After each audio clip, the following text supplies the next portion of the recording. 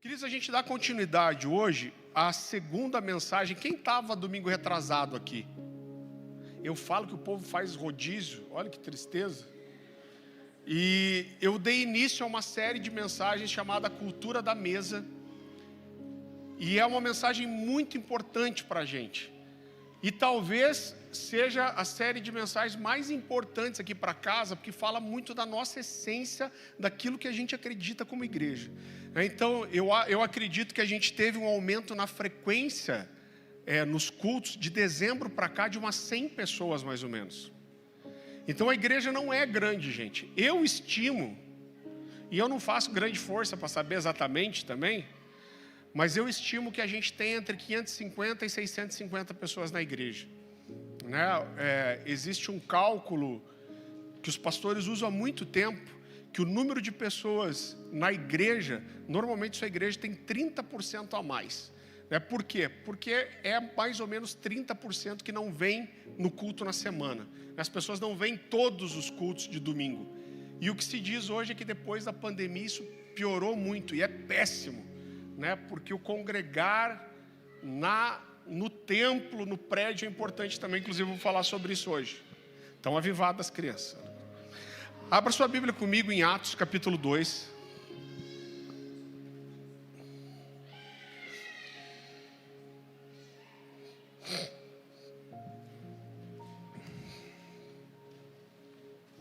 Atos capítulo 2, versículo 42. Nesse texto, Lucas ele faz um resumo de como a igreja primitiva nasceu, viveu e se moveu. Então ele diz assim, Atos capítulo 2, a partir do versículo 42. E perseveravam na doutrina dos apóstolos e na comunhão, no partir do pão e nas orações. Em cada alma havia temor, e muitos prodígios e sinais eram feitos por intermédio dos apóstolos. Todos os que creram estavam juntos e tinham tudo em comum. Vendiam as suas propriedades e bens, distribuindo os bens entre todos à medida que alguém tinha necessidade. Diariamente perseveravam unânimes no templo, partiam o pão de casa em casa e tomavam as suas refeições com alegria e sinceridade de coração, louvando a Deus e contando com a simpatia do povo. Enquanto isso, acrescentava-lhes o Senhor dia a dia os que iam sendo salvos. Queridos, então a gente pode dizer que esse texto aqui é um resumo de como a igreja primitiva nasceu, viveu e se desenvolveu. E quando a gente olha para isso, a gente vê que todo o contexto fala de duas coisas: do relacionamento com Deus e uns com os outros. A essência dessas três mensagens que eu vou compartilhar com você é uma só: o cristianismo é completamente relacional. E a igreja primitiva nasceu, cresceu e se desenvolveu ao redor de Jesus e ao redor da mesa. Então, mesmo nesse trecho tão curto, Lucas vai falar duas vezes: perseveravam no partir do pão, e depois ele diz diariamente partiam o pão de casa em casa.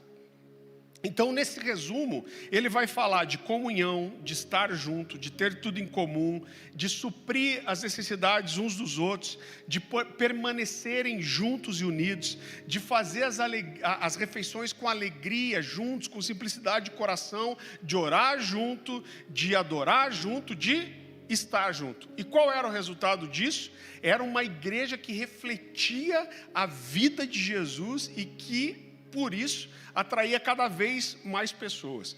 Então a primeira coisa que a gente precisa entender é que isso aqui é o modelo bíblico de igreja. Então a gente pode ter estratégias, a gente pode ter até modelos para aplicar esse princípio de formas diferentes, mas quando a gente sai junto, desses princípios elementares, gente, não tem outra palavra para isso. Você está saindo e se desfazendo do modelo bíblico verdadeiro de ser igreja. É claro que algumas coisas mudam, a gente desenvolve estruturas, estratégias, mas a base da igreja, que é o relacionamento com Jesus e uns com os outros, isso é fundamento e isso não pode mudar. E a gente não pode substituir o valor da mesa por nenhuma outra coisa. Eu olho para a igreja hoje, eu vejo que a gente tem edificado, e eu falo isso como igreja geral no mundo, a gente tem edificado estruturas incríveis, instituições incríveis, mas muitas vezes para isso a gente tem que abrir mão da igreja.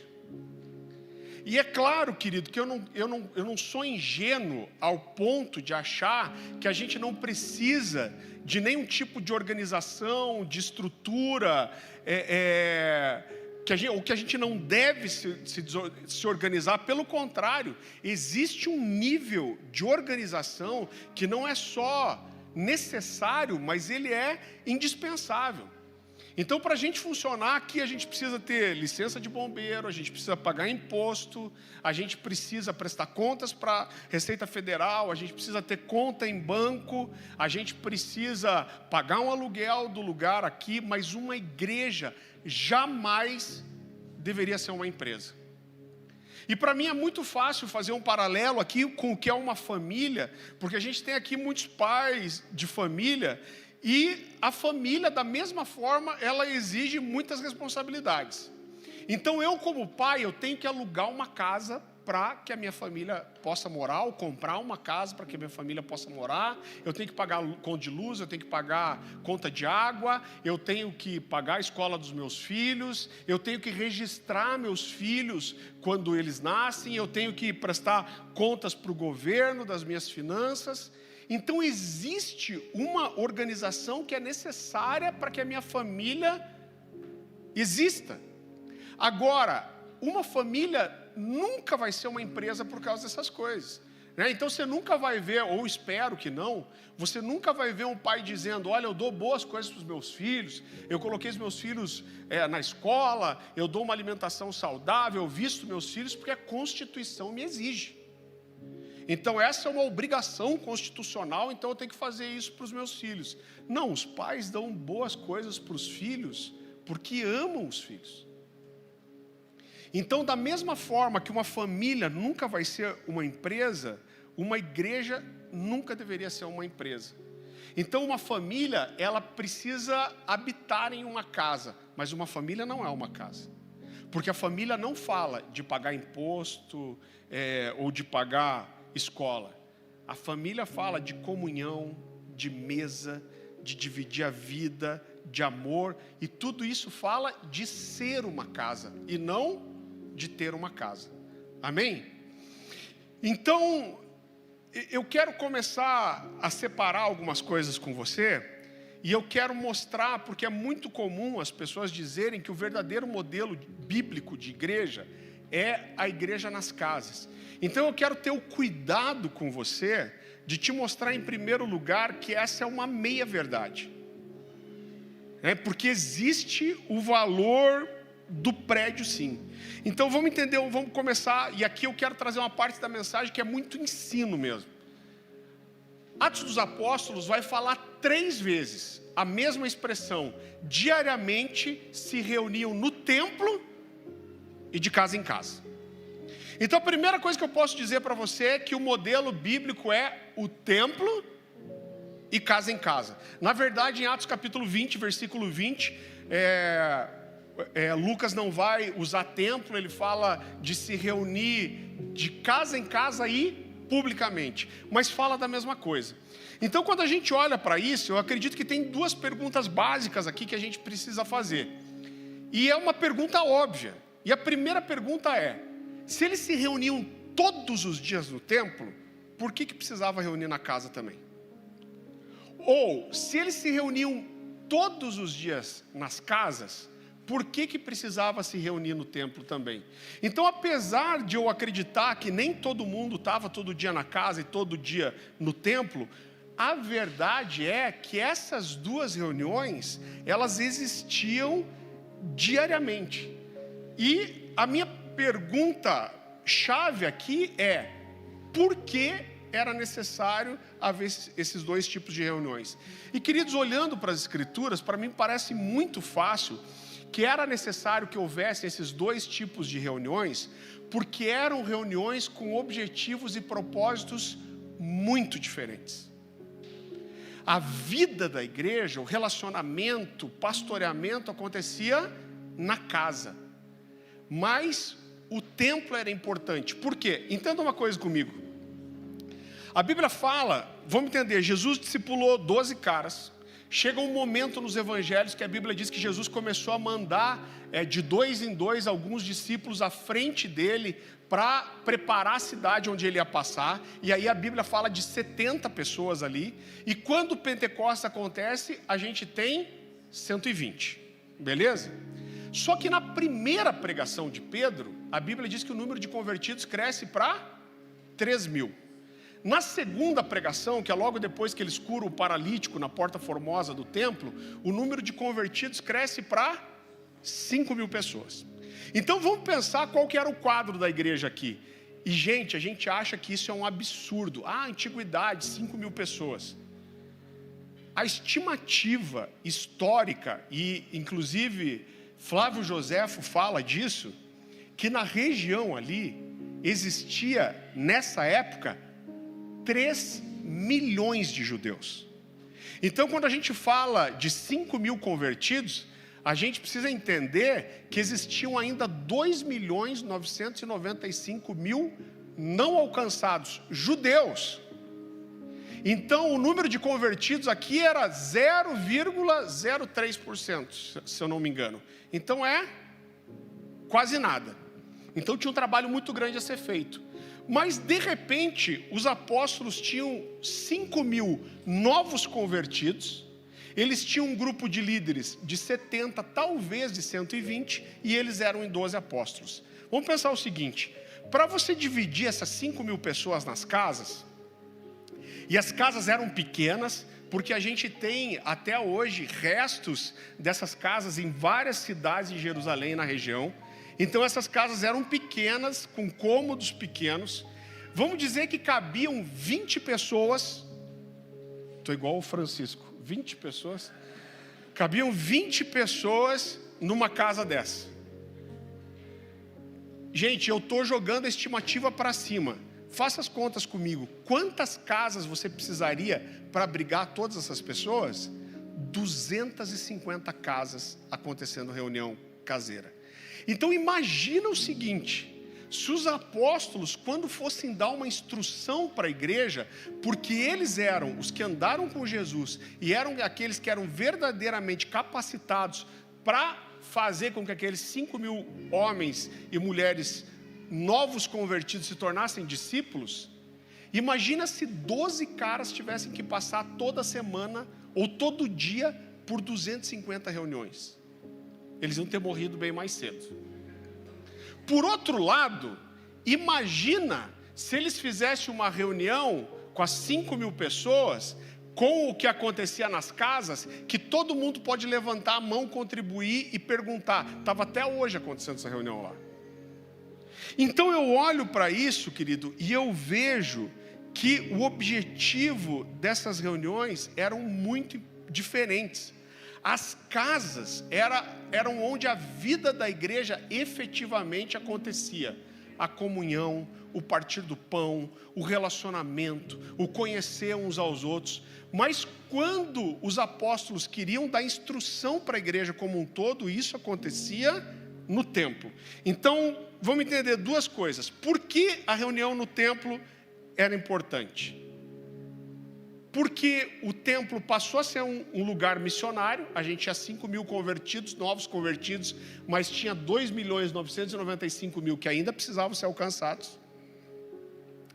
Mas porque o templo era um lugar onde os apóstolos conseguiam reunir algumas milhares de pessoas ao mesmo tempo e ensinar a sã doutrina e ensinar a igreja como um todo. Então, a gente precisa entender aqui algumas coisas. Quando a gente começa a falar da importância do templo, e gente, quando eu estou falando de templo aqui, eu estou falando do prédio. Eu vou falar especificamente sobre isso agora. Existe um movimento no Brasil, no mundo, na verdade, hoje é mais fraco, isso já foi mais forte. São grupos que se auto-intitulam igrejas orgânicas. Então, e o orgânico está em alta hoje, né? Eu não sei o que seria o contrário, que eles vão considerar a gente igreja inorgânica, igreja sintética, né? Alguma coisa assim. mas são grupos que acreditam que o templo é errado, o prédio é errado. E eles dizem, não, a igreja primitiva se reunia nas casas. Isso não é verdade, a gente está construindo isso. A segunda coisa, quando você fala, mas a igreja primitiva se reunia no templo, a primeira coisa que eles falam é assim, eles não se reuniam no templo como igreja. Eles não se reuniam no templo porque o templo era santo. Eles se reuniam no templo para evangelizar. Então vamos responder todas essas coisas. Então esses cristãos primitivos aqui se reuniam no templo porque o templo era santo? Não. Realmente. Jesus já vinha construindo a ideia de que o lugar de adorar o Senhor não era um lugar físico, mas que nós somos o templo do Espírito Santo. Então por que esses caras continuavam se reunindo no templo? Vamos entender.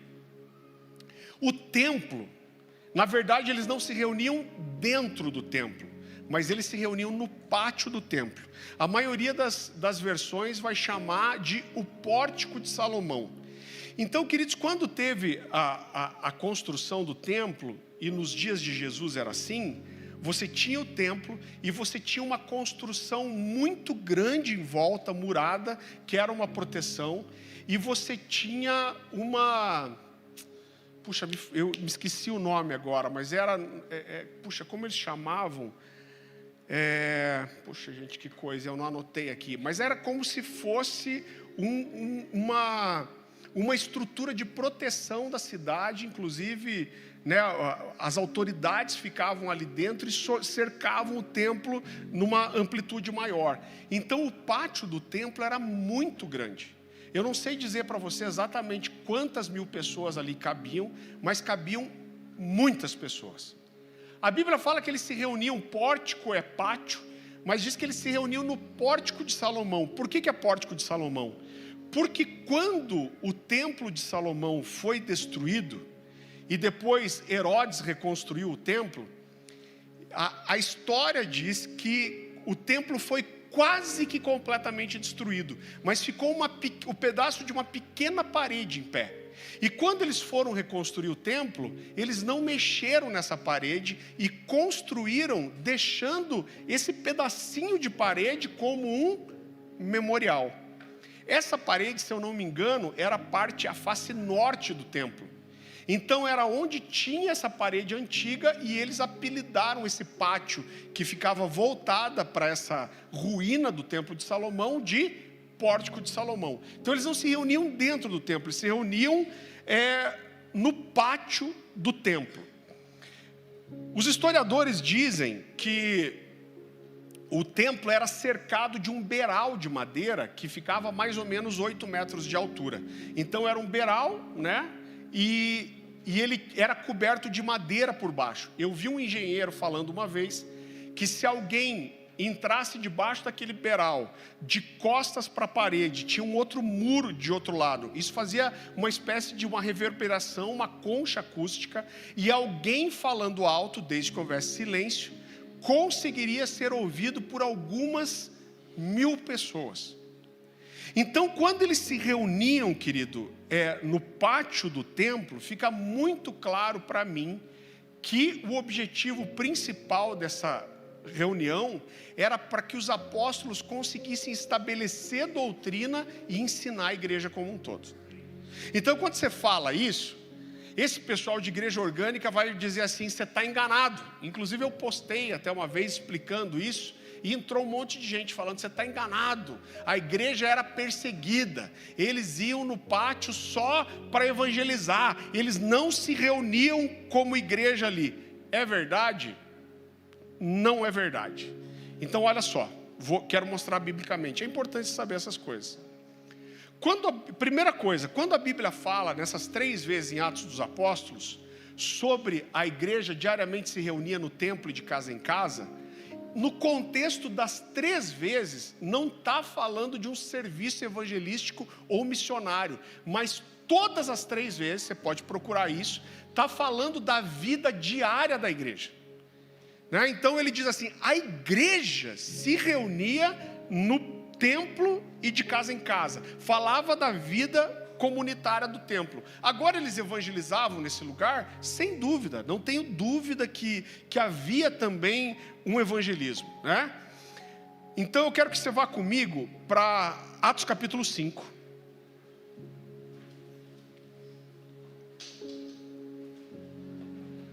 Versículo 12, só abre e olha aqui para mim.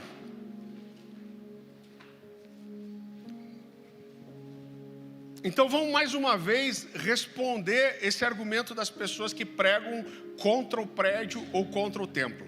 Então eles dizem, não, a igreja era perseguida, eles não se reuniam como igreja, iam só para evangelizar. Isso é verdade? Eu digo para você, depende em qual período. Porque a igreja, ela teve muitos anos de paz. Eu não sei te dizer exatamente, mas eu acredito que foram mais de 2 décadas aqui. Eu só não consigo dizer com exatidão. Aonde a igreja se reunia sem problema nenhum. A perseguição aconteceu, mas foi bem depois. Então assim, a igreja era perseguida, a igreja primitiva ou não? Depende. Você está falando dos primeiros 20 anos, você está falando depois disso? Então eu quero mostrar isso para você. Atos capítulo 5, versículo 12. Olha o que o texto diz aqui. Muitos sinais e prodígios eram feitos entre o povo pela mão dos apóstolos. E olha o que ele diz. E costumavam todos reunir-se de comum acordo. O que fala o comum acordo? Fala de uma reunião de igreja, de comunhão. E ele continua, no pórtico de Salomão. Mas dos restantes, quem eram os restantes? Eram aqueles que não eram convertidos. Ninguém ousava ajuntar-se a eles, porém o povo lhes tributava grande admiração. Então ele está dizendo, gente, o povo da igreja, os cristãos chegavam e se reuniam, como? Como igreja. E o que acontecia? Os outros que não eram convertidos não se atreviam nem a chegar perto deles, mas tinham grande respeito e admiração. Então isso fala que as reuniões que aconteciam no pátio eram reuniões, sim, da igreja.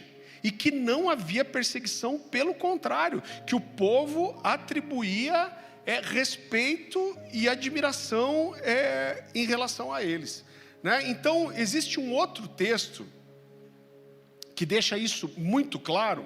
Então a Bíblia vai dizer que a igreja vivia, fala claramente que a igreja vivia um tempo de paz. Isso a gente já está lá em Atos 9.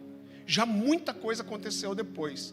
E ele vai dizer, a igreja gozava de paz não só em Jerusalém, mas vai falar de Jerusalém, Judéia, Samaria. Então era como a gente dissesse assim, olha, em Curitiba, na região metropolitana, no Paraná, a igreja gozava de grande paz. Vá comigo para Atos capítulo 9, versículo 31.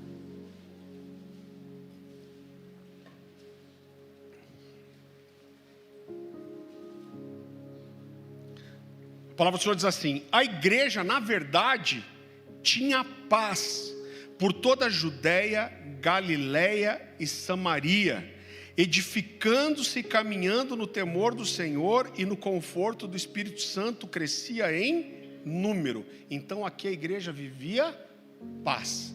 Agora tem um último texto que eu quero ler com você, e eu acredito que esse aqui ele encerra qualquer dúvida que possa haver ainda, que é Atos capítulo 5. Volta um pouquinho. Atos capítulo 5, versículo 42. A palavra do Senhor diz assim, e todos os dias, no templo e de casa em casa, aí ele diz o que eles faziam, não deixavam de ensinar e anunciar a Jesus Cristo. A palavra ensinar aqui é a palavra didasco, do grego, que fala de trazer ensino e estabelecer doutrina. Então está falando o que eles faziam? Ensinavam. E aí ele diz, e anunciar a Jesus Cristo. O anunciar ali, a palavra grega é evangelizo, que fala justamente de evangelizar. Então por que, mais uma vez, por que tinha reunião no templo? Porque era um lugar onde o evangelismo podia acontecer, mas principalmente porque era um lugar onde os apóstolos podiam dar instrução para a igreja como um todo, né? As pessoas eram instruídas ali. E eu quero mostrar para você que a ideia das grandes reuniões, ela é reforçada depois. Então, por exemplo, quando a gente olha para a vida do apóstolo Paulo, você percebe não só isso. Existe uma coisa que eu demorei muito para perceber, talvez com você seja a mesma coisa. Eu demorei muito para perceber como existem textos dos evangelhos que aparecem Jesus recebendo pessoas em casa. Então fala que ele estava na sua casa e recebeu pessoas. Ou fala de vários textos de Jesus em outras casas se reunindo com pessoas. Quando a gente olha para Paulo, não é diferente. Então Paulo vai, por exemplo, quando Paulo fica inclusive na primeira prisão dele, antes da segunda prisão em Roma, ele fica numa espécie de uma prisão domiciliar e ele recebia os seus discípulos. Mas mesmo reunindo em casa, ele não deixava de se reunir em lugares maiores. A Bíblia vai dizer, por exemplo, que ele se reunia na sinagoga e ensinou por 3 meses. Mas quando alguns judeus começam a rejeitá-lo, ele vai só ensinar em casa? Não, a Bíblia diz que ele vai para outro lugar, onde ele consegue ministrar um número grande de pessoas. Vá comigo para Atos 19.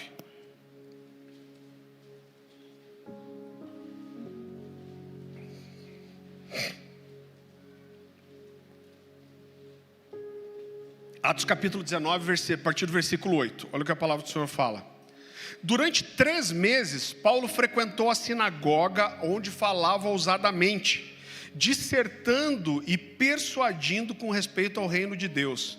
Visto que alguns deles se mostravam empedernidos e descrentes, falando mal do caminho diante da multidão, Paulo, apartando-se deles, separou os discípulos, passando a discorrer diariamente na escola de Tirano. Que nome abençoado, né, gente? Fala assim, eu tenho um nome bíblico. Ah, que legal, qual que é o seu nome? Estudar. Eu vi esses dias alguém pregando e falando assim, Paulo começou a ensinar na cidade de Tirano. Eu fui estudar isso, e na verdade era uma escola que foi fundada por um professor muito conhecido chamado Tirano, e aí quando a escola ficou pronta, batizaram a escola com o nome dele. Então Paulo de alguma forma teve acesso a essa escola. E por que ele não só ensinou em casa? Porque ele foi mais uma vez para uma sala de aula, para um lugar grande, onde ele conseguia instruir muitas pessoas ao mesmo tempo. Queridos, então quando eu olho para tudo isso, eu vejo que existe o propósito para as duas coisas.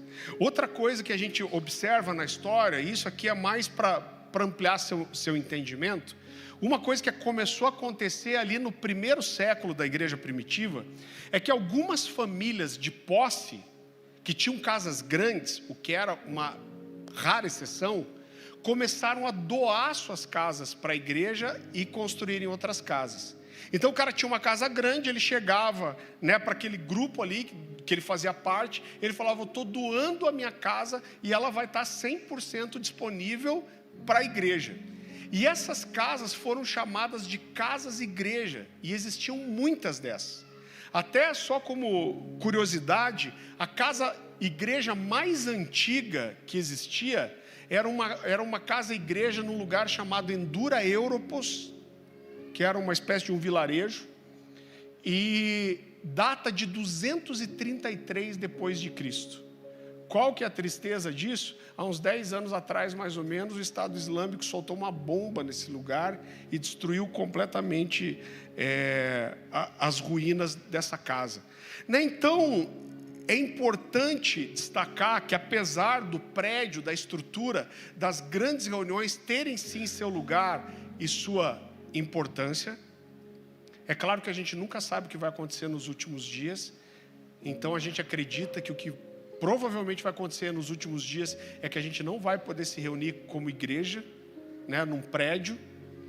Então, até, por exemplo, esses dias eu vi alguém no Reels, na Coreia, dizendo aqui, estou com uma Bíblia andando na Coreia. Alguém me perseguiu? Não. Aí essa pessoa daqui a pouco cortava a imagem, ela falava, adivinha onde eu estou? E aí abria a imagem, ela estava na frente de uma igreja na Coreia. Falava, está aqui, uma igreja evangélica, estou aqui, está aberta, está funcionando.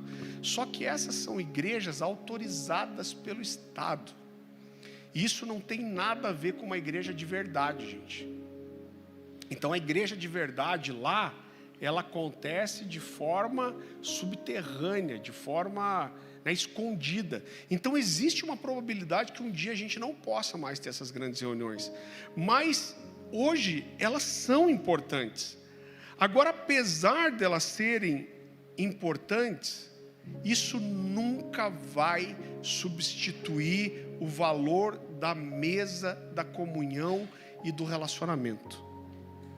Então eu acredito que estruturas onde a gente tem uma programação só de culto no prédio, e não existe mesa, relacionamento, não existe pastoreio de cuidado dentro da casa, partir do pão, ninguém precisa acreditar igual eu, mas eu acredito particularmente, olhando para a Bíblia, que isso na verdade não é uma igreja. Então eu gostaria de ler alguns textos, eu vou ser bem rápido, tá? 1 Coríntios 14, 26, você nem precisa abrir, são textos bem conhecidos, eu não quero demorar muito nisso. 1 Coríntios 14, 26. Que fazer, pois, irmãos, quando vos reunis, um tem salmo, outro doutrina, este traz revelação, aquele outra língua e ainda outra interpretação. Seja tudo feito para edificação. Isso aqui está falando da vida da igreja. Isso cabe na reunião no prédio? Não. Isso cabe aonde? Na casa. Efésios 5, 19 a 21. Falando entre vós com salmos, entoando e louvando ao Senhor de todo o coração, com hinos e cânticos espirituais, dando sempre graça a Deus por tudo, a nosso Deus e Pai, em nome de nosso Senhor Jesus Cristo, sujeitando-vos uns aos outros no temor de Cristo. Isso cabe na reunião no prédio? Não. Isso se encaixa onde? Na casa. Colossenses 3,16. Habite ricamente entre vós a palavra de Cristo, instruí-vos e aconselhai-vos mutuamente, em toda sabedoria, louvando a Deus com salmos e hinos e cânticos espirituais e com gratidão em vosso coração. Só um parênteses. A Bíblia vai usar no Novo Testamento inúmeras vezes essas duas expressões, mutuamente e uns aos outros. Esses tempos atrás a gente recebeu alguém na igreja aqui que falou assim, lá na igreja que eu congregava, era proibido um membro instruir e aconselhar o outro. Por quê? Porque só os pastores que pastoreavam e só os pastores que tinham maturidade para instruir e orientar a igreja. Gente, me perdoe a minha sinceridade, mas o imbecil que dá uma orientação dessa, o cara está proibindo o povo de ser igreja. Porque se a gente tirar o mutuamente uns aos outros, você tirou uma das coisas que é base e essência do que é ser igreja. Você entende que isso é uma coisa que não tem lógica? Não, mas eu vou proteger porque dá uma orientação errada. Gente, isso é a igreja. A igreja se edifica, se instrui, se estimula mutuamente. Um último texto que é muito usado para falar do congregar no prédio. Hebreus 10, 24 e 25. Consideremo-nos também uns aos outros para nos estimularmos ao amor e às boas obras. Não deixemos de congregar-nos como é costume de alguns. Antes façamos demonstrações e tanto mais quando vedes que o dia está próximo. Esse estimular mutuamente não é no prédio que acontece, gente. Isso é na casa. Isso é na mesa. E quando eu falo casa, entenda que você pode fazer parte de uma igreja que tem célula, que tem reunião nas casas, e mesmo assim não ter isso aqui, não ter mesa. Isso é muito fácil de acontecer, né? Então a vida da igreja, a gente precisa entender que ela não parte do prédio para casa, mas é o contrário, ela parte da casa para o prédio. A gente não deveria pensar em ter um templo, mas em ser um templo. E aqui é importante você entender alguma coisa. Se você está começando a estar aqui, você não fez o Cultura Cornerstone ainda, e eu tenho a impressão que quando a gente fala isso para algumas pessoas, alguns desistem de permanecer aqui. Mas a gente está numa ponta da cidade e a gente tem uma característica que a gente não é uma igreja de bairro. Apesar de estar vindo muita gente do bairro, eu fico muito feliz com isso.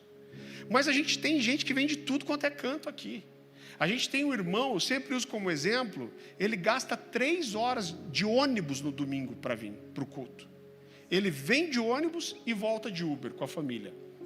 Esse cara não consegue estar aqui todos os domingos. E eu não estou dizendo que não é importante estar no domingo. Mas até financeiramente, gente, às vezes é difícil, mas ele está na casa. Então, para mim, se o cara não consegue estar todos os domingos, mas ele está na casa, eu sei quem ele é, eu sei se ele está tendo um problema, ele está confessando pecado, ele está abrindo seu coração, ele está sendo servido, ele está servindo, esse cara é um membro para mim. Agora, se você está aqui todo domingo, você é um cara que não falta domingo, você entrega seu dízimo, você é um dizimista fiel, você oferta, contribui, você bate palma, adora, mas você não está na casa, você não tem relacionamento, você não abre sua vida, você não é acompanhado de forma pessoal, você pode ficar para 10 anos aqui, e para mim você vai ser 10 anos um constante visitante, porque ser igreja não é frequentar culto. Se eu não me engano, foi C.S. Lewis que disse que frequentar uma igreja não te faz um cristão, assim como frequentar uma lanchonete não te faz um hambúrguer. Então, é a mesma coisa. Então, a casa é importante porque o discipulado, o pastoreamento efetivo, o acompanhamento próximo não acontece, querido, no domingo. E não necessariamente acontece na reunião de living, ou na reunião de célula, ou na igreja caseira. Isso acontece com aquilo que a igreja caseira promove, que é o quê? Que é o relacionamento, que é a mesa, que é o olho no olho. É ali que a gente consegue conhecer a vida das pessoas, consegue conhecer a família, consegue discipular, consegue confrontar, conhecer. É nesses pequenos grupos que a vida da igreja acontece. A vida da igreja, ela parte da casa. E a gente se reúne no prédio para instruir, para conhecer melhor o tamanho da família que a gente participa, ter comunhão com pessoas que são de outras casas e receber instrução e adorar juntos. Mas a vida da igreja, ela acontece a partir da casa, Então, e queridos, aqui eu queria dizer uma coisa. Quando a gente prega essa mensagem, a cultura da mesa, e na semana que vem eu quero abordar isso de uma forma um pouco mais profunda, mas eu tenho ouvido várias pessoas que têm encontrado dificuldades de ter esse relacionamento de mesa. E aqui acontecem duas coisas. A primeira é que muitas vezes as pessoas ouvem a gente falar de mesa e o cara sai daqui pensando assim, que legal, agora eu vou receber mesa. E eu não estou dizendo que é errado você ter essa expectativa, e você deve ter sim. Mas a primeira coisa que deveria cair no seu coração é, uau, eu preciso da mesa para alguém. Então, se essa mensagem entra no meu coração, eu saio daqui, não assim, quem que vai me convidar? Mas é quem eu vou convidar. É mais ou menos assim, quando a gente faz, prega em casamento, e eu prego sempre a mesma coisa. Até, porque casamento é aquela coisa assim, os noivos, eu não lembro nada do que o pastor no casamento, fui descobrir depois que eu assisti o vídeo. Minha cabeça estava em outro lugar, como crente, você sabe onde era, né, irmão? Ninguém é tão espiritual assim, né? Então ali, o povo também está ali querendo ver o noivo, a noiva, tinha uma coisa, eu prego rápido e fundamento só. Então, quando a gente pega um casal de noivos, a gente ensina uma coisa elementar. O ser humano, ele tem um fundamento egoísta. Normalmente, você olha para um casamento, você fala, vou casar com essa pessoa. Por quê? Porque essa pessoa vai me fazer feliz. Você me faz feliz. Agora, quando a gente olha para números, por exemplo, você vê Deus proibindo um jovem, quando casava, por 1 ano para ir para a guerra. E o texto fala, por quê? Para que ele possa promover a felicidade da sua esposa. Então, um casal deveria entrar num casamento assim, eu estou entrando para fazer essa pessoa feliz. Se os dois entrassem assim, qual ia ser o resultado? É que os dois iam se sentir amados, supridos. Se a gente tem uma família aqui onde está todo mundo procurando para quem dá a mesa, qual o resultado? É que todo mundo vai ser suprido. Eu estava conversando com alguém esses dias, gente, eu fiquei assustado de ouvir uma coisa, mas é claro que essa pessoa não está errada, é a gente que às vezes fica numa bolha, porque eu cresci na casa. O primeiro pastor que me discipulou tinha 18 anos, esse cara me levou para casa como um filho. Eles estão em Uberlândia hoje, Até hoje, gente, 30 anos depois, eles me tratam como um filho. Então eu fui formado assim.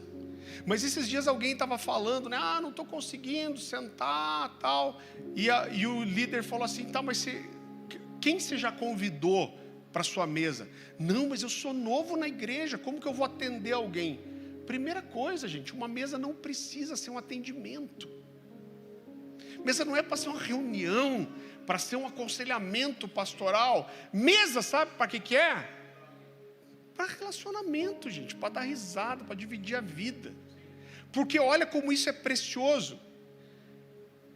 Queridos, eu faço 49 anos esse ano. E a idade vai chegando, você descobre que você pode acumular várias coisas na sua vida. Conhecimento, várias coisas boas. Mas tem um recurso que é limitado e ninguém pode fazer nada em relação a isso, que é o tempo. Então, quando eu sento com alguém, eu estou dando a minha vida para essa pessoa. Então, quando eu sento com alguém na mesa, eu estou dividindo em primeiro lugar a minha vida, porque eu estou dando o meu tempo, e eu estou dividindo a vida de Jesus em mim, porque todos nós temos uma experiência, uma história diferente com Jesus. Então, quando eu sento com você, eu estou dando a minha vida e da vida de Jesus em mim, e eu estou recebendo da sua vida e da vida de Jesus em você. Olha que vergonha que a gente passou. A gente faz um trabalho com um lar aqui perto da igreja, um orfanato, e a gente teve uma ideia genial. A ideia foi legal mesmo, mas a ideia era realizar um pequeno sonho de algumas dessas crianças. Na verdade, a gente pegou todas as crianças. O pessoal da igreja aqui super comprou a ideia. Então assim, a criança fazia uma cartinha dizendo um sonho que ela tinha. Então um tinha o meu sonho é ter um tênis Vans. E é o tênis do avivamento, né, gente? Então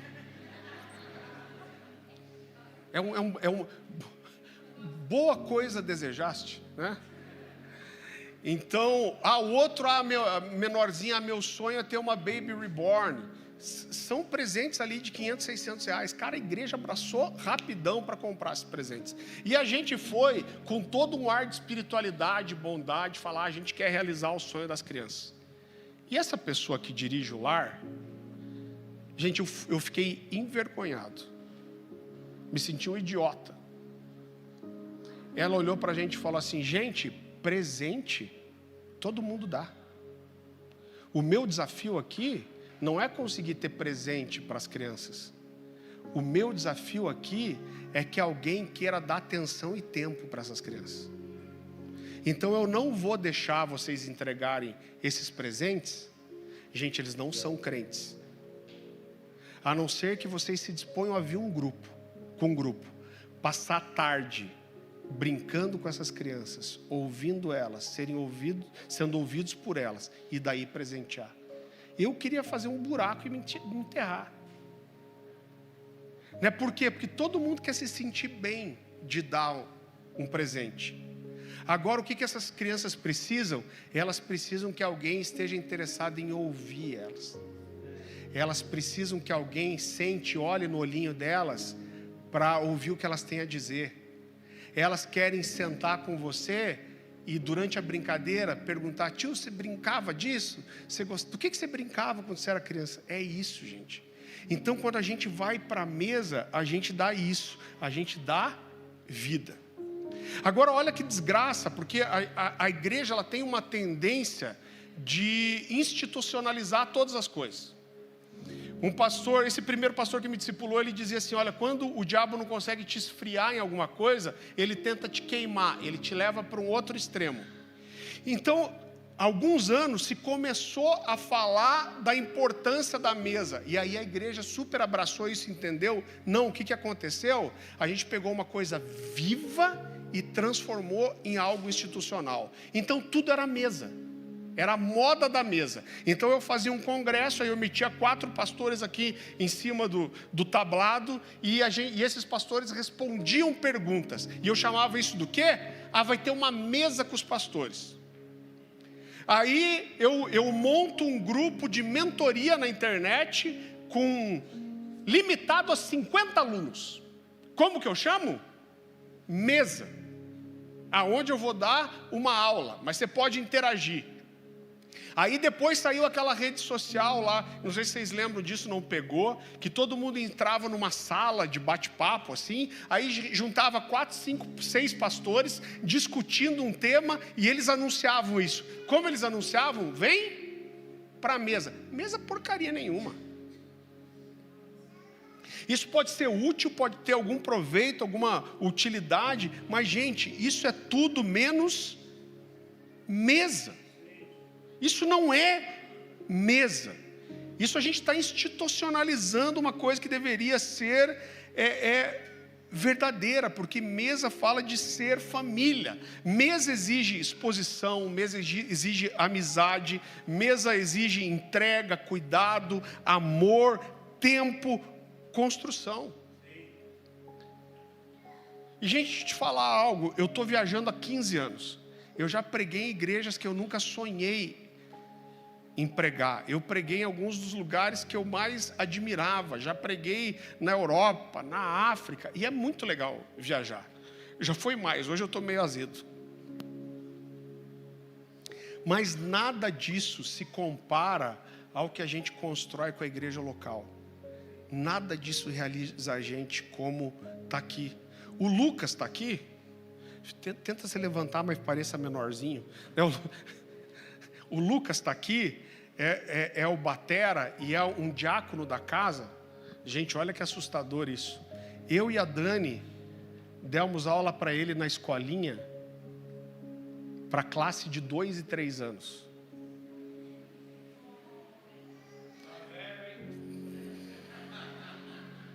Não, eu sou jovem há muito tempo. Sou muito jovem. A gente estava aqui com o Braguinha de manhã, eu comecei a discipular ele quando ele tinha 17.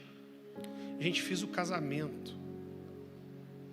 Tenho certeza que logo vou apresentar os filhos. Às vezes eu vejo as crianças aqui na frente, eu fico pirando. Eu vejo que tem 10, 12 crianças. Eu falo, cara, daqui a pouco, porque o tempo passa assim, vão estar aqui ministrando adoração, fazendo algo importante da vida. Daqui a pouco a gente está botando a mão sobre a cabeça deles e mandando eles para o campo missionário. E isso é uma coisa que não tem preço. Essa coisa de dividir a vida, é isso que você constrói na igreja local, a amizade, o olhar no olho, o ver crescer, casar, ter filho. Gente, isso é uma coisa que não tem preço. Agora, infelizmente, talvez a imensa maioria das igrejas não vivem isso de verdade. Né? Eu vejo que os pastores estão tão mal, e tem tanto pastor com burnout, porque não tem relacionamento. Porque o único relacionamento, muitas vezes, que os pastores têm é com as suas ovelhas, e eles não são amigos das ovelhas. Eu cresci ouvindo falar, pastor não pode ser amigo de ovelha. Por quê?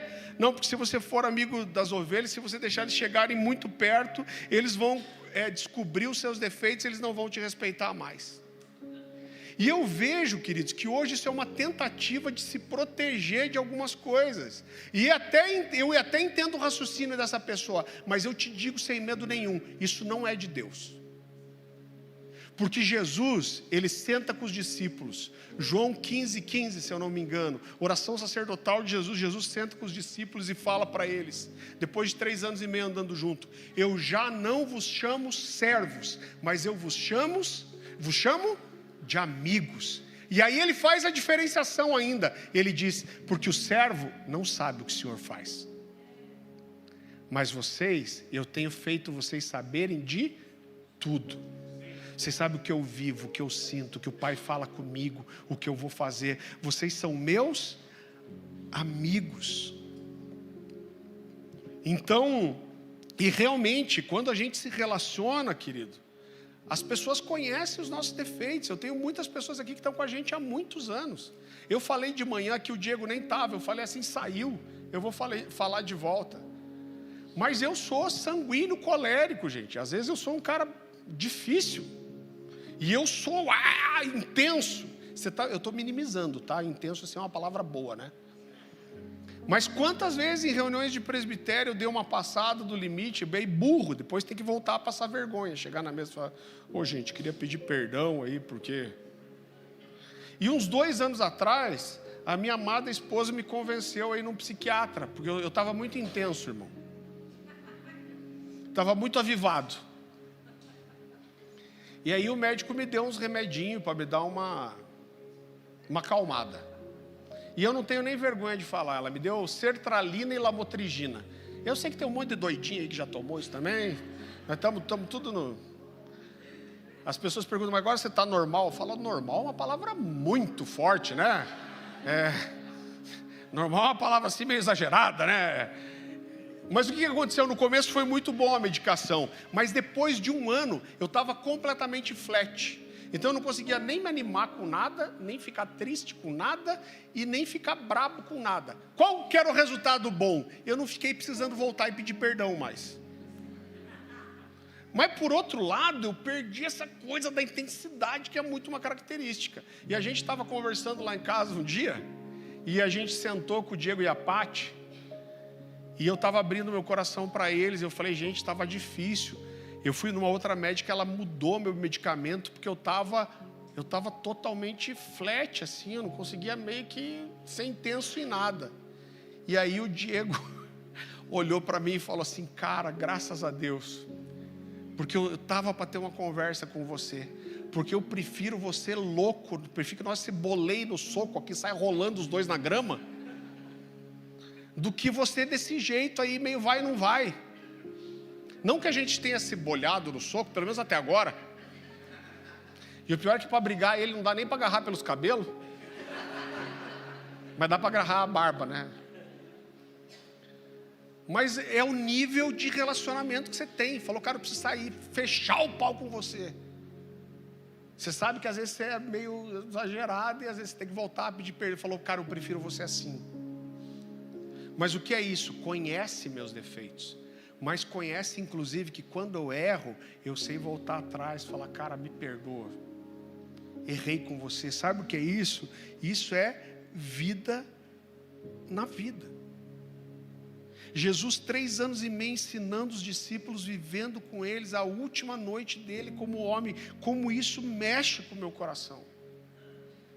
O que Jesus escolhe para fazer? Uma janta. Ele vai para o monte pregar um outro sermão do monte? Não. Ele vai para a rua, deixa eu terminar de curar todo mundo que eu não conheci? Não. Deixa eu pregar uma última vez? Não. O que ele faz? Ele leva só os 12 para uma mesa. Ele lava os pés desses caras. E ele passa a maior parte da noite conversando com eles. Então por que tudo isso é importante? É porque em primeiro lugar, isso é o modelo de Jesus, e Jesus nos mandou reproduzir esse modelo. Cara, quando você olha para Jesus com os discípulos, dá um desespero, porque de 12 apóstolos do Cordeiro, os caras que vão ter os nomes escritos no fundamento da cidade celestial, dos 12, um traiu, um negou e 9 fugiu.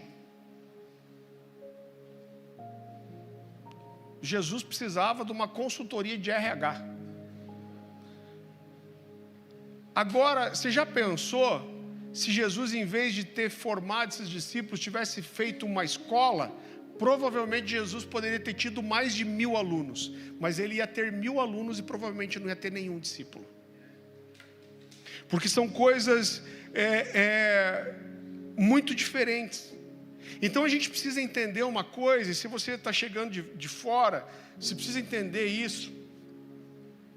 A igreja é um lugar de muito fácil manipulação. Então vamos falar uma verdade, irmão, vamos rasgar aqui. Chega um monte de encardido aqui, cheio de carrapicho. O cara chega cheio de problema emocional, com problema no casamento, com problema financeiro. Essa não é a realidade de todos, mas muita gente chega aqui, o cara não deu certo em nada na vida. O cara está com problema no casamento, o cara não se deu bem profissionalmente. Aí o cara chega e ele vê uma estrutura de igreja, e o cara chega para você, alguém chega para você e fala assim, você pode ser um líder aqui. E se você for um líder, você vai ser respeitado. Você vai ser um líder da Cornerstone. E aí você vai poder falar, eu sou líder da igreja lá, as pessoas aqui vão te honrar. Então é o seguinte, você quer esse lugar de honra, de destaque? Então é o seguinte, você precisa discipular, aí você precisa multiplicar, porque hoje eu nem sei se existe isso, mas uma época tinha muito isso nas igrejas de qualquer visão celular, G12, M12, MDA, S10, D20, qualquer coisa disso aí. E aí o que acontece? Quando você chegasse a um número de liderados que você tinha embaixo de você, você seria estabelecido como pastor da igreja. Não, ele é um pastor de rede. Cara, você entende que isso empurra o cara para tirar o pior dele? Porque a primeira coisa que a gente erra é a motivação. O cara já faz com a motivação errada. Eu lembro que uma vez na outra igreja a gente recebeu um casal, eles eram pastores de uma grande denominação no Brasil. Uma dessas aí. E aí ele era líder, inclusive, cara, eu não lembro se ele era líder nacional ou tinha sido líder regional do Ministério de Juventude dessa denominação dele. Não era nem na cidade, nem no estado, no mínimo era da região sul. E aí ele chegou e falou, viu o tamanho da igreja, falou, cara, eu já fiz isso, já fiz aquilo. Ele tinha se decepcionado com a igreja, abriu mão do cargo pastoral que ele tinha sido pastor há anos, pastor de jovens, mas olha o que a gente pode fazer aqui, a gente pode construir, a gente pode fazer um congresso assim, imagine usar aqui a influência do Luciano e tal, e o cara tinha essa mania de grandeza e tal. E por 2 anos, ele ficou tentando ser estabelecido como líder, e eu não estabeleci ele. 3 vezes esse cara veio conversar comigo e falar assim, cara, o que você tem contra mim? Porque eu discipulava ele. Eu falei, eu não tenho nada contra você. Ele falou assim, mas por que você não me deixa liderar? Você acha que eu não tenho capacidade? Eu falei, cara, capacidade você tem de sobra. Você conhece a Bíblia, você sabe pregar, você tem habilidade relacional com as pessoas. Então por que eu não posso liderar? Eu falei, porque apesar de saber fazer como, você não sabe o nosso coração, por que a gente faz e com que coração a gente faz.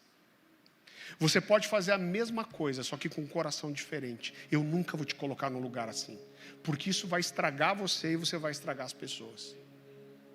Depois de 2 anos, a gente estabeleceu ele estava com o coração depilado. E ele foi uma bênção, foi um líder incrível. Agora, onde eu quero chegar com tudo isso? Quando você tem um ambiente assim, é muito fácil você estabelecer um modelo de trabalho. O cara está aqui, ele quer um cargo, gente.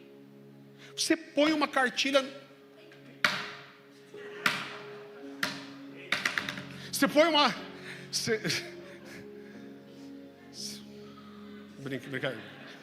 Você põe uma cartilha na mão dele e fala, você quer fazer isso aqui, você tem que discipular, você tem que multiplicar. O que o cara vai fazer? Ele vai obedecer. Por quê? Porque ele quer receber algo em troca. E não é isso que acontece? Multiplica rápido, força as pessoas, multiplica um monte de líder despreparado, que daí machuca um monte de gente. É uma desgraça. Mas o cara vai fazer. Então entenda, estabelecer um modelo e uma cartilha é fácil. Agora, dividir um coração que fala de por que fazemos e com qual coração nós fazemos, aí isso fala de mudar uma cultura. E aí o trabalho é completamente outro. E aí a coisa é muito mais difícil. Agora, para você chegar num lugar desse, a gente precisa construir isso na mesa. Isso exige tempo. Isso exige conhecer a sua vida. Por quê? Porque é muito fácil, igreja de programa, você ser crente aqui.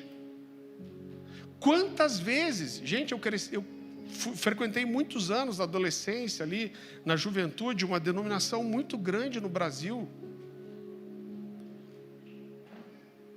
E o cara era crente na igreja, mas era um diabo em casa. Gente, eu tenho que contar uma história aqui. Eu não vou assistir. eu frequentava uma denominação que tinha aquelas diaconisas uniformizadas na igreja. E na época, eu tinha acabado de voltar para a igreja, assim, eu tive um afastamento dos 13 aos 16. Gente, isso faz 32 anos, tá? Então a coisa é ruim, era um pouco menos ruim antes. Mas eu queria estar em culto toda hora, até na Universal eu ia. E eu não sei como que é hoje, mas os caras tinham uma graça de libertação, e passavam esses pastores o dia inteiro orando e jejuando nas igrejas. E aí uma vez eu fui num culto de libertação que tinha às 4 horas da tarde, apareceu umas diaconisas da igreja que eu ia. Eu falei, nossa, as diaconisas da igreja, que legal. Chegou na hora da oração de libertação, caíram tudo endemoniadas as diaconisas. Verdade, gente. Diabonisas.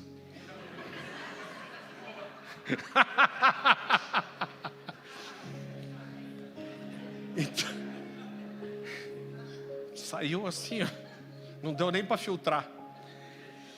Então, o cara ser crente na igreja é fácil, mas a mesa revela quem você é,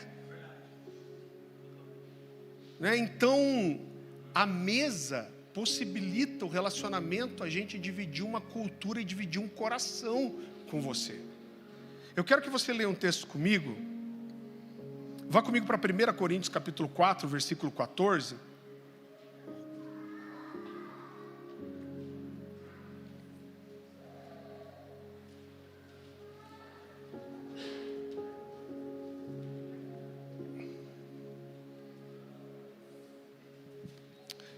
Primeiro Coríntios capítulo 4, a partir do versículo 14, eu amo esse texto aqui, diz assim: não vos escrevo essas coisas para vos envergonhar, pelo contrário, para vos admoestar como a filhos amados. Porque ainda que tivesseis milhares de preceptores, preceptor é mestre, né? Em Cristo, não teríeis contudo muitos pais, pois eu pelo Evangelho vos gerei em Cristo Jesus. Aí ele diz assim: admoesto-vos, portanto, que sejais meus imitadores. Por essa causa vos mandei Timóteo, que é meu filho amado e fiel no Senhor, o qual vos fará lembrar, e a gente está lendo todo esse texto para essa frase agora, o qual vos fará lembrar os meus caminhos em Cristo Jesus, como por toda parte ensina em cada igreja. Então Paulo está falando aos Coríntios aqui, ele diz: eu amo vocês, eu que ganhei vocês para Jesus, eu não posso estar aí com vocês, mas eu estou mandando Timóteo para estar com vocês. E aí o que é importante? Ele está dizendo: Timóteo não prega o que eu prego só. Timóteo não vai só fazer vocês lembrarem o que eu ensinei, mas Timóteo vai lembrar vocês a minha maneira de viver. Então ele está dizendo com isso: Timóteo não foi meu aluno só, Timóteo foi meu discípulo, meu filho. Ele tem o meu DNA, ele tem o meu coração nele. Timóteo vai lembrar, não é a doutrina que vocês estão precisando lembrar, vocês estão precisando lembrar do meu coração, do porquê eu faço as coisas. Vocês precisam lembrar do meu estilo de vida, do meu coração. Eu quero que você leia outro texto comigo. 1 Coríntios capítulo 1, versículo 10.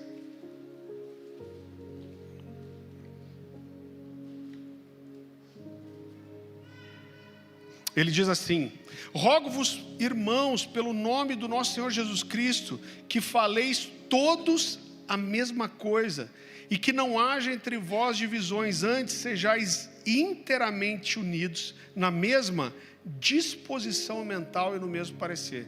Então veja, Paulo não está falando aqui contra você não ser pensante.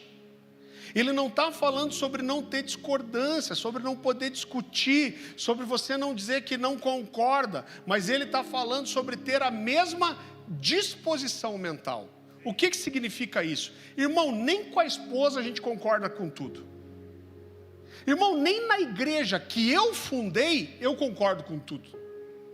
Por quê? Porque a gente tem pastores de áreas diferentes aqui, e por exemplo, a graça do Diego é adoração, e ele está aqui, ele pode testemunhar. É muito raro eu intervir em alguma coisa na adoração. Por quê? Porque eu entendo que essa é uma graça que não sou eu que tenho, é ele. Então eu posso ser o pastor titular, o pastor sênior da igreja, mas quando fala em adoração eu sempre vou ouvir ele, a não ser que Deus intervenha com alguma coisa.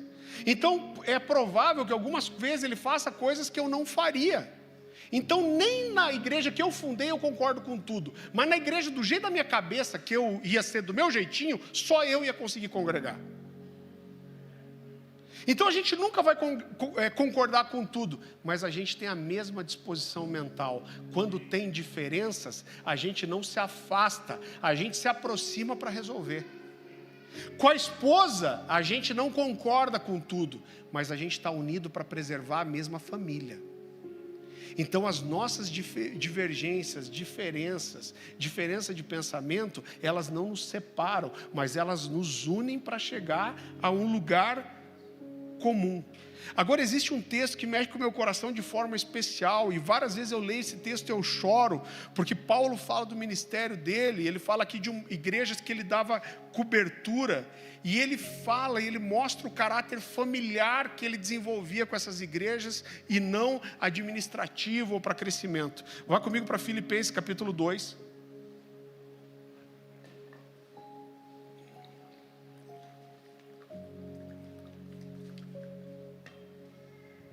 Filipenses capítulo 2, versículo 19. Então ele diz assim, irmão, olha como esse texto é profundo. Espero no Senhor Jesus enviar-lhes Timóteo em breve. O coitado do Timóteo ralava, né? Dava BO, Timóteo,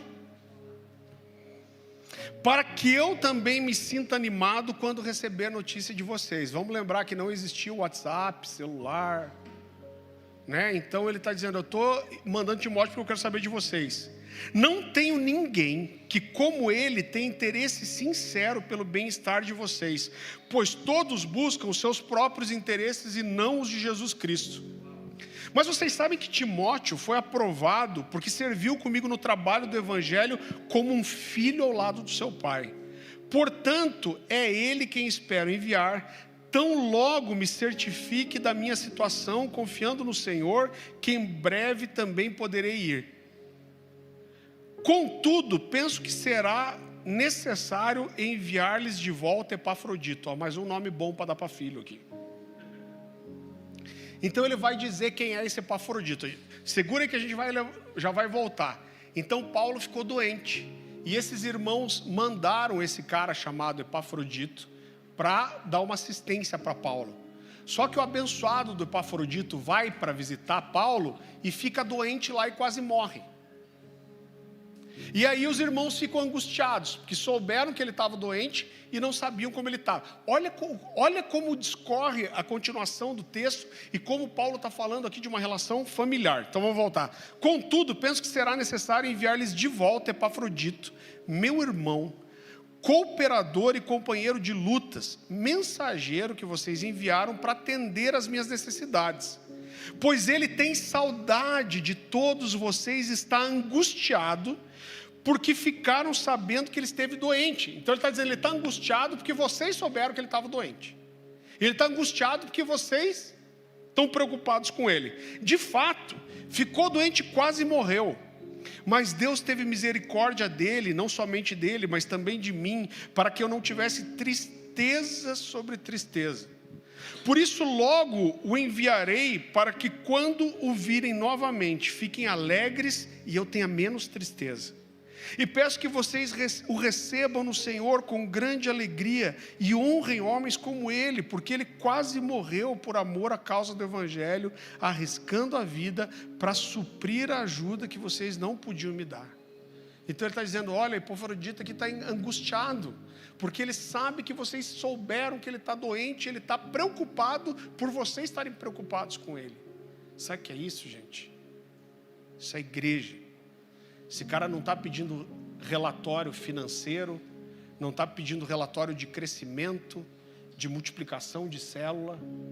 Isso está falando de vida em comunidade. Paulo aqui estava transmitindo o coração de uma família espiritual.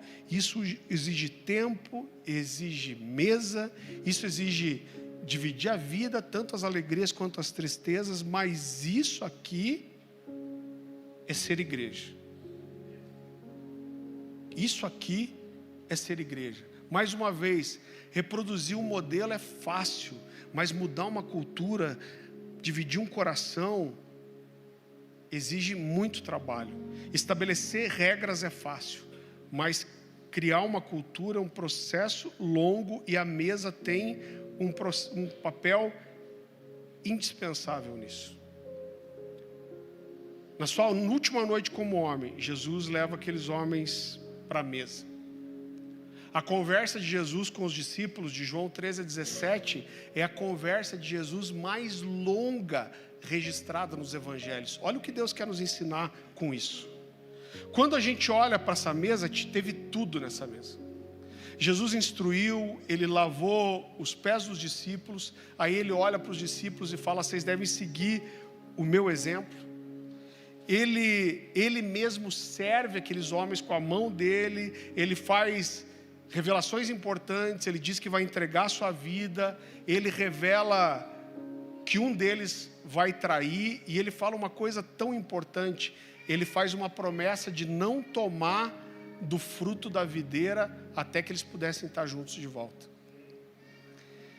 E no domingo da ressurreição, Jesus faz algumas aparições, e aqui eu estou fechando essa mensagem, eu quero que você veja isso. A primeira aparição que Jesus faz é para Maria Madalena, ainda no sepulcro. Essa é a primeira, Marcos 16:9. Dizem as más línguas que Jesus apareceu primeiro para uma mulher porque espalhava mais fácil. Em segundo lugar, Jesus aparece para Pedro, mas a gente não sabe o que aconteceu. A verdade é que antes de Jesus começar a aparecer para os apóstolos, ele aparece para Pedro de volta, mas a Bíblia não diz absolutamente nada sobre isso. Está lá em Lucas 24:34. Agora depois disso, agora começa a contar comigo. Logo depois disso, no mesmo dia, no domingo da ressurreição, Jesus aparece para aqueles dois discípulos no caminho de Emaús.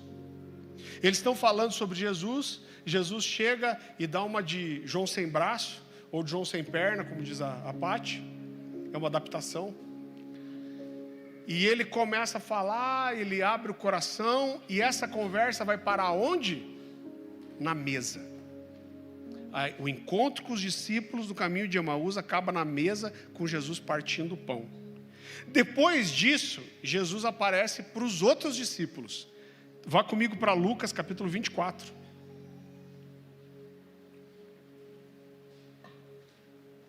Olha como é essa aparição de Jesus. Lucas capítulo 24, versículo 36. Enquanto falavam sobre isso, o próprio Jesus apresentou-se entre eles e lhes disse: paz seja com vocês. Eles ficaram assustados e com medo, pensando que estavam vendo um espírito. Ele lhes disse: por que vocês estão perturbados? E por que se levantam dúvidas no coração de vocês? Vejam as minhas mãos e os meus pés, sou eu mesmo. Toquem-me e vejam, o espírito não tem carne nem ossos, como vocês estão vendo que eu tenho. Tendo dito isso, mostrou-lhes as mãos e os pés, e por não crerem ainda, tão cheios estavam de alegria e de espanto, ele lhes perguntou, olha o que Jesus pergunta: vocês têm aqui alguma coisa para comer? Deram-lhe um pedaço de pão e peixe assado, e ele comeu na presença deles, e disse-lhes: foi isso que eu lhes falei enquanto ainda estava com vocês, era necessário que eu cumprisse tudo a que a meu respeito foi escrito na lei de Moisés e nos profetas. Então lhes abriu o entendimento para que pudessem compreender as escrituras. Jesus voltou do Hades com fome. Agora, depois disso, Jesus volta a aparecer para os discípulos, e dessa vez foi na praia. E olha o que acontece. João, Evangelho de João, capítulo 21, versículo 4. Evangelho de João, capítulo 21, versículo 4. Ao amanhecer, todos estavam na praia, mas os discípulos não o reconheceram. Ele lhes perguntou: filho, vocês têm algo para comer? Eles responderam que não. Ele disse: lancem a rede ao lado direito do barco e vocês encontrarão. Eles lançaram e não conseguiram recolher a rede, tal era a quantidade de peixes. Pula comigo um pouquinho, vai para o 21:9. Quando desembarcaram, viram ali uma fogueira, peixe sobre brasas e um pouco de pão. Disse-lhes Jesus: tragam alguns dos peixes que acabaram de pescar. Simão Pedro entrou no barco e arrastou a rede para a praia. Ela estava cheia, tinha 153 grandes peixes. Embora houvessem tantos peixes, a rede não se rompeu. Jesus lhe disse: venham comer. Nenhum dos discípulos tinha coragem de lhe perguntar: quem és tu? Sabiam que era o Senhor. Jesus aproximou-se, tomou o pão e o deu a eles, fazendo o mesmo com o peixe. Essa foi a terceira vez que Jesus apareceu aos seus discípulos depois que ressuscitou. Todas as vezes eles vão parar na mesa. Então, querido, eu acredito que Jesus quer ensinar algo para a gente aqui. E o que Jesus quer nos ensinar é que a vida cristã, ela precisa ser compartilhada. E a gente divide a vida de Jesus e a nossa vida, enquanto nós vivemos de forma simples e a gente tem comunhão e está na mesa. A vida da igreja não acontece nas conferências, não acontece no culto de domingo. Todas essas coisas podem ser boas, importantes, mas elas não são a essência. A essência da igreja está na casa, está na mesa, está nos relacionamentos. Agora, isso é uma decisão, gente. Entenda que é uma decisão ter relacionamentos profundos. É uma decisão abrir sua vida. É uma decisão amar quem está próximo de você. É uma decisão decidir se envolver com a vida das pessoas. É uma decisão servir os outros. É uma decisão abrir a casa. É uma decisão expor pecado. É uma decisão me tornar um discípulo. É uma decisão ser igreja. E isso é muito diferente do que simplesmente frequentar uma igreja. Inclusive, quando isso entra no teu coração e você tem uma decisão de não só frequentar uma igreja, mas ser uma igreja, isso vai definir que tipo de igreja você quer congregar. Então, eu escolho ser igreja, eu escolho abrir minha vida, eu escolho me expor, eu escolho confessar pecado, eu escolho servir, eu escolho me envolver, eu escolho amar. Eu quero que você leia um último texto comigo, Filipenses capítulo 2.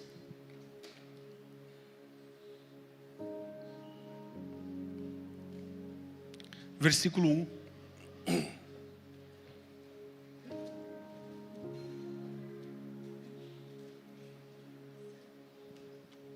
A palavra do Senhor diz assim: portanto, se existe alguma exortação em Cristo, alguma consolação de amor, alguma comunhão do Espírito, se há profundo afeto e sentimento de compaixão, então completem a minha alegria, tendo o mesmo modo de pensar, tendo o mesmo amor e sendo unidos de alma e mente.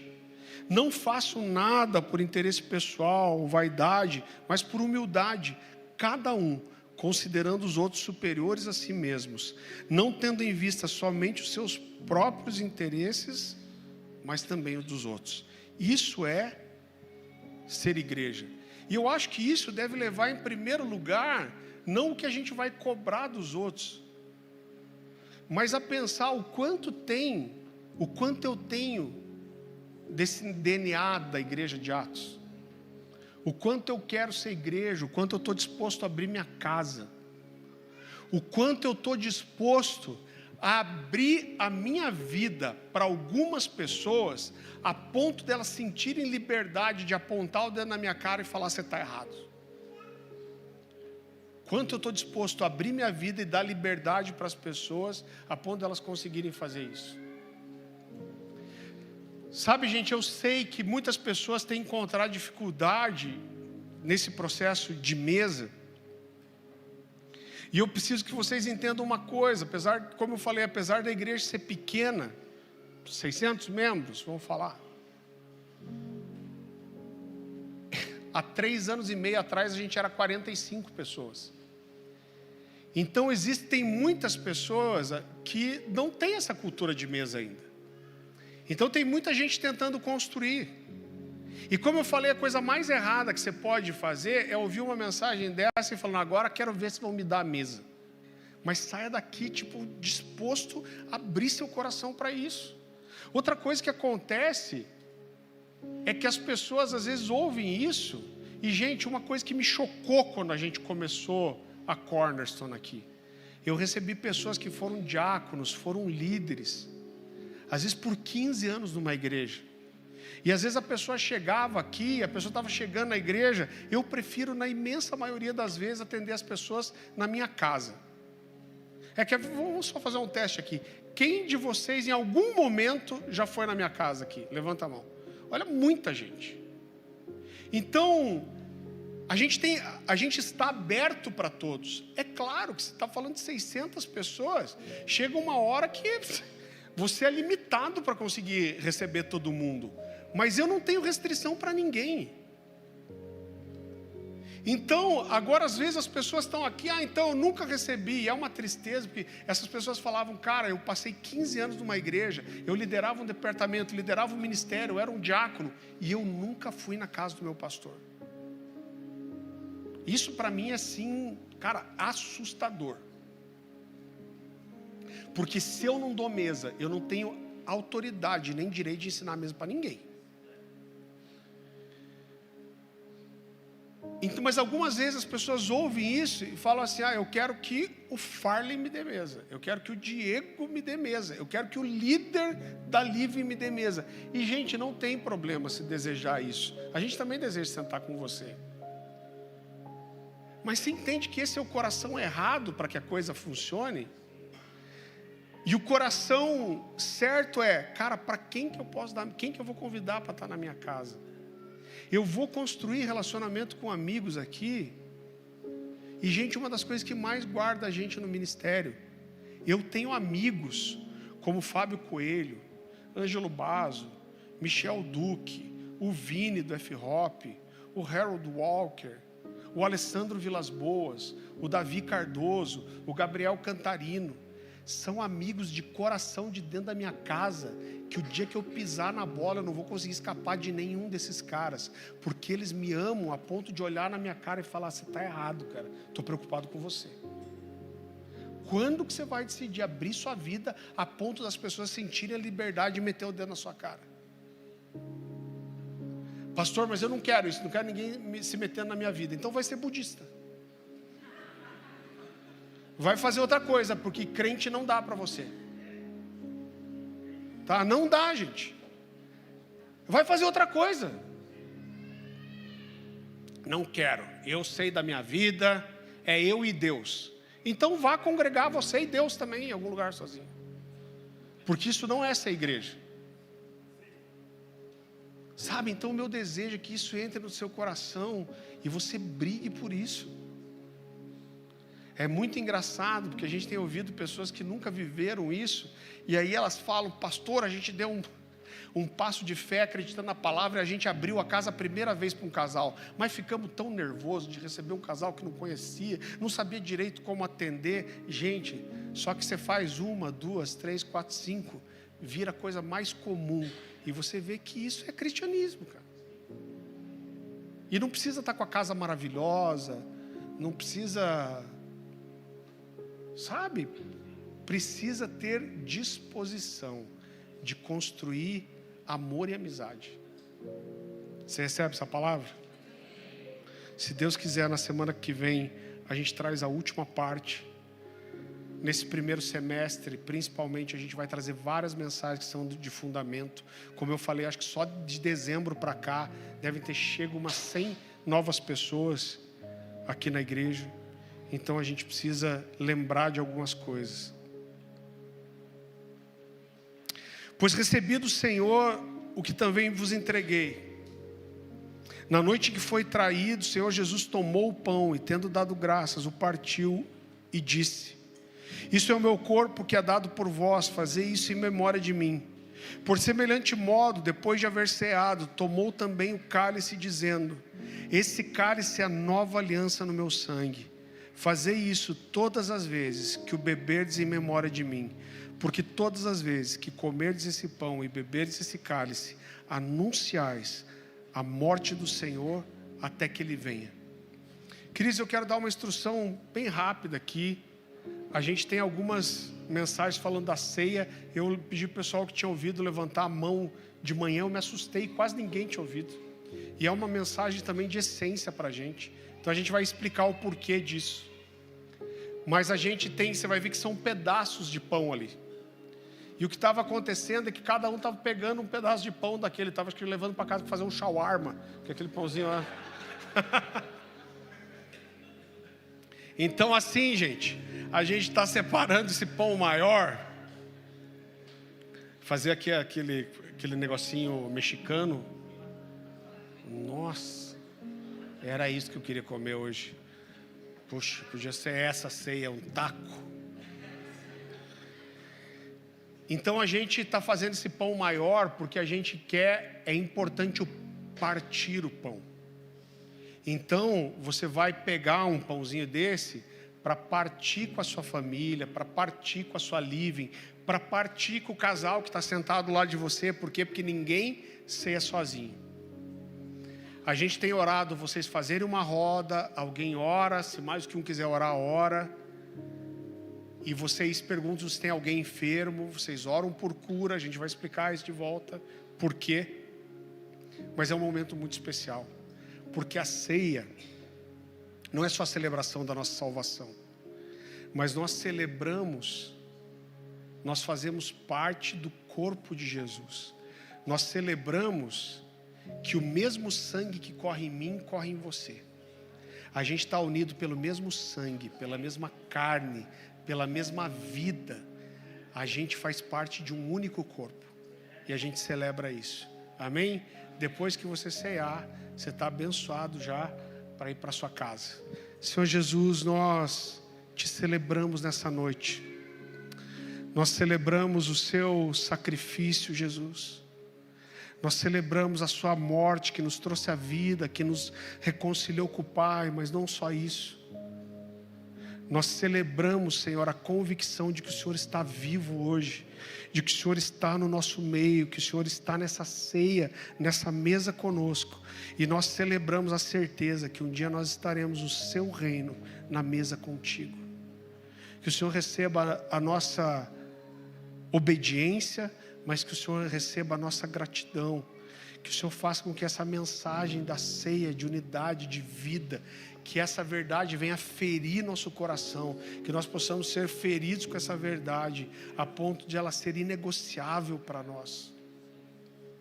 Nós te amamos, Jesus, e nós celebramos a sua vida, e nós celebramos a comunhão contigo e uns com os outros, em nome de Jesus. Amém, querido? Você tem a ceia aqui em cima, tem a ceia lá embaixo também. Chama alguém com você, não deixa ninguém cear sozinho. E depois disso, Deus te abençoe, que você tenha uma semana incrível, em nome de Jesus. Não esqueça de fazer inscrição para o F-Hop. Você pode fazer inscrição ali no balcão. Gostaria muito de ver todos vocês aqui na quarta com a gente.